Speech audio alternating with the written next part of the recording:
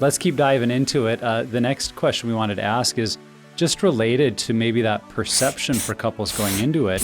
And it's this: can we really heal and have a healthy sex life? And as you were saying, Bob, that can be compartmentalized where we feel like, yeah, I know we can heal, and emotionally we can work through things, and I can work on my issues with pornography, but will our sex life ever be healthy? I think some people wonder, will there just always be a shadow over that part of my life now? Yeah. That's part of the recovery process, that it's a never ending growth and learning journey.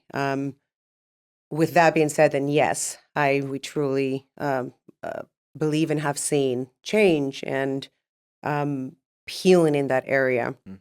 However, it is work, like any change that you want to make and maintain. It is work. And so sex will need to be something new for the couple. And that so many times just has to start with your own personal self-awareness, healing and growth, as well as that intimacy that it's based on the emotional connection between the couple. Yeah. I mean, I love what you said about it has to be something new, because if we think that like the healing and change if we think that the healing and the change is going to be like, oh yeah, we're going to pick up where we left off.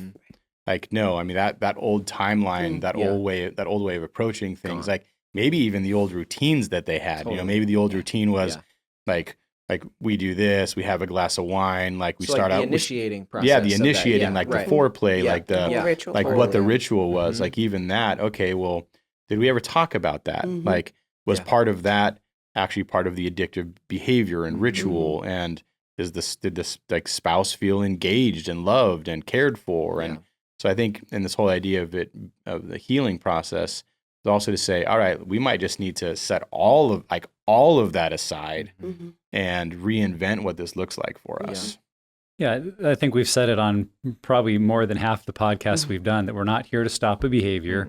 We're here to change the way you do life. And if I'm looking to do life differently, then the intimacy I share with my spouse on a physical, sexual level will be different. Different doesn't mean good or bad, but it does mean different. And for some couples, I know it means they will have sex more frequently because they rediscover some passion. They rediscover healthy reasons to be physically intimate. And other couples, it means it's less frequent because they realized what was driving it was more a false sense of libido or manliness or things that just weren't even necessary. And as they let go of that, they realize, I don't have this need, quote unquote, that I thought I had. And so I think if we're open to that, like it will be different.